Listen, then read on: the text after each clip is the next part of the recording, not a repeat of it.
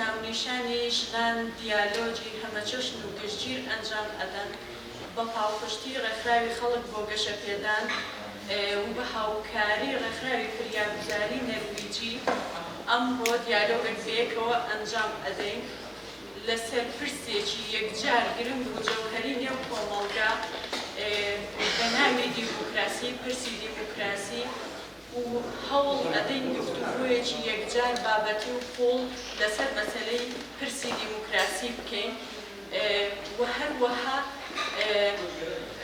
ئاماژە بکەین بە هەموو ئەو ڕەهەندانەی کە ئەتوانین دیموکراسی لێوە ببینین. جۆن کەنەدی قسەیەکی هەیە ئەڵێت پشتگوێخستنی ڕای یەک کەس مەترسیە لەسەر هەموومان. لەبەر گرنگی ئەم بابەتە و بەو مەبەستە دیالۆگت بە ناونیشانی دیموکراسی کەلتورەیان کلتوری کۆمەڵایەتی دیموکراسی کلتوریان سیستمی کۆمەڵایەتی ناونیشانی گفتوگۆکەمان پرسیارێکی یەکجار گرنگە ئەکرێ وەڵامی زۆرێک لەو تەنگەژانە بداتەوە کە هەرێمی کوردستان پێیدا تێئەپەڕێت. سێهەمیان دان بە مافە مەدەنی و سیاسەکان کە لە ناویانە ئازادی هاوڵاتیان بێت و لەو کۆمەڵگایە ڕێز لەو بابەتان بێت. چوارەمیان بریتێ لەوەی دەسەڵاتەکان بە تەواوەتیان نەک بە تەواوەتی مەمایەوەی کە هیچ پەیوەندی لەوەن دەسەڵاتەکانان بێت. ئێمە جیاکردنەوەیەکی نێر فەسڵی ناعیم لە نێوان سێ دەسەڵاتەکەیە هەمان بێت کە بریتی لە دەسەڵاتی تەشریعی و دەسەڵاتی تەنفیزی و دەسەڵاتی قەزایی.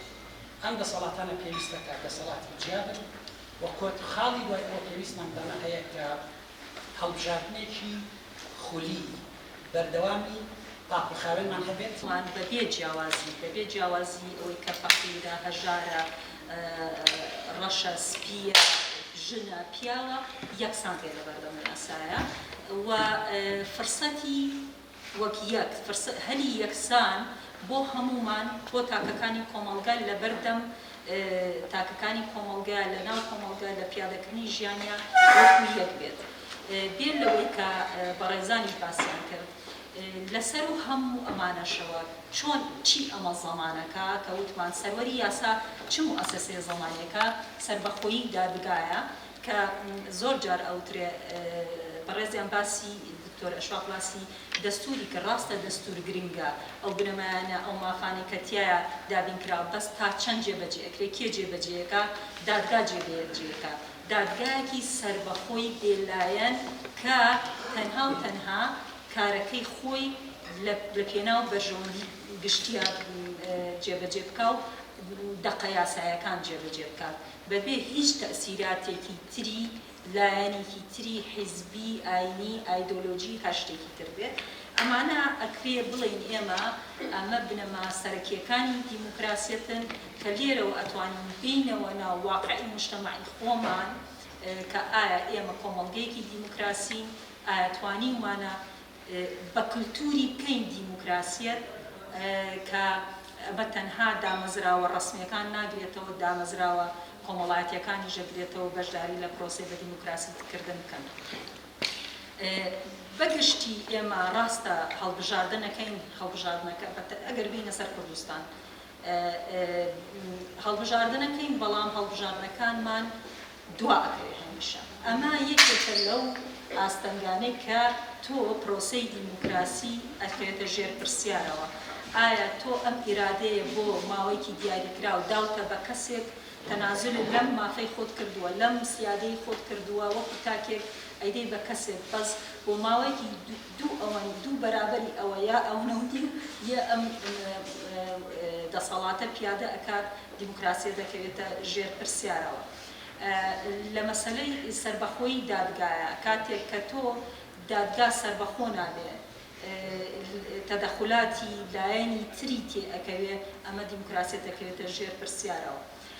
دیموکراسیەت بینەوە سەر ئەوەی کە ئەبێتە کولتور هەر ئەوە نییە کە وتمان تۆ دروستکردنی ناوەندی بڕیار کە پەرلەمانی کوردستانە تایە خەڵک بەشدار بێت بەڵکو ئەو کولتورەیە کە پێویستە ئێمە دروستی کەین لە ناو کۆمەڵگا لە ماڵەکانمانەوە لە قوتابخانەوە لە ناوەندەکانی کارەوە لە ناوەندە وەرزشیەکانەوە لە تیپێکی مۆسیقایە ئەبێ دیموکراسی پەیڕەو بکرێت کەواتە بکرێت بە کەلتور ئەو کاتە ئەتوانین ئێمە بڵین لە پرۆسەی دیموکراسیە سەرکەوتوو بووین و ئایا ئەم خاڵانە کە دانراوە وەکو بنەمای دیموکراسی جێبەجێ دەکرێت یان تەنها وەکو ئەوەی لە ئەم دەستورە کە جوانترین دەستورە و باشترین دەستورە لە ناوچەکەیە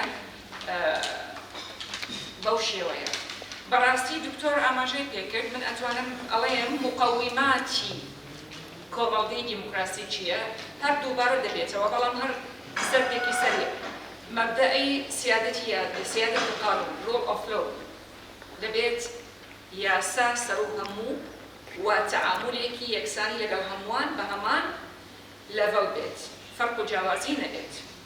دووش دەوڵەتی مؤسسات، یعنی دەوڵەت دەبێت مؤسساتی سەربەخۆی خۆی هەیە و سوڵتەی خۆی هەیە، بەڵام نابێت لە دەرەوەی دەستور کار بکات، دەبێت لە چوارچێوەی دەستور کار بکات ئەو مؤسساتانە. هەروەهاش استقلال القضاء والفصل بين السلطات دکتۆر ئاماژەی پێکرد. دەبێت بۆ نمونە ناکرێت چۆ سوڵتەی دادوەری تەدەخولی سوڵتەی تەشریعی، کە سوڵتەی تەشریعی خۆی دەسەڵاتی خۆی هەیە، دەستور پێداوە و تەهدیدیشی کردووە ئەرکەکانی چییە؟ 1 2 3 4 5 پابەندە ئەو دەزانێت چۆن ئیش دەکات، بەڵام تۆ بە هەمان شێوەیە نابێت پەرلەمانیشیێت دەسەڵاتی تەدەخولی سوڵتەی دادوەری. بۆیە لە عێراق بەداخەوە دەڵێن سوڵتەی دادوەری دەسەڵاتی پەرلەمانتارەکانی وەربێت کە سوڵتەی تەشریعیە لە خولی دووهەم و فەرمانی دەرکرد کە پەرلەمانتار بۆی نییە یاسا تەشریع بکات.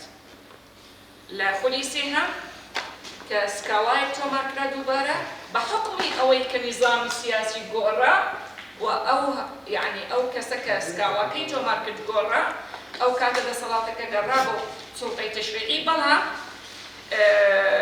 بە مۆدیفیکیشنێکی بەسیط دەبێت لایەنی داراییت یان نەبێت تەدەخولی سوڵتەی دادوەری نەبێت.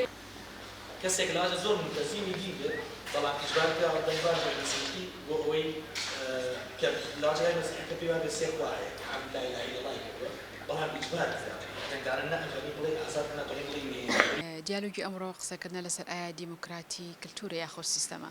ئەم دیالۆگە بەرەنجامی ڕاهێنانێکی دوو هەفتەیە کە ڕێکخراوی خەڵک بۆ گەشەپێدان لەسەر دیالۆگ بۆ 15 ژن لە سنووری سلێمانی و چاردۆری ئەنجامیە. ئامانجی ئەوەی کە دیالۆگە بە یەکێکە لە ئامانجە گرنگەکانی ڕێکخراوی خەڵک بۆ گەشەپێدان لەبەری بتوانین هەمیشە دیالۆگێکمان نەبێت کە پەیوەندیدارە بە پرسە هەنووکەیەکان و یاخۆت ئەو پرسانەی کە ڕێگیاندا گوتیوە لە کۆمەڵگەی کوردیە. بۆیە هەمیشە دیالۆگ بە گرنگ کەزانی و لەگەڵ ئەو کەسانێک کە پەیوەندیدارن بەو تۆپیکانەی کە ئێمە دیالۆگیان لەسەرەکەین بیرکردنەوە و هێڵی سەرەکی کارکردنی ڕێکخراوی خەڵک بۆ گەشەپێدانە.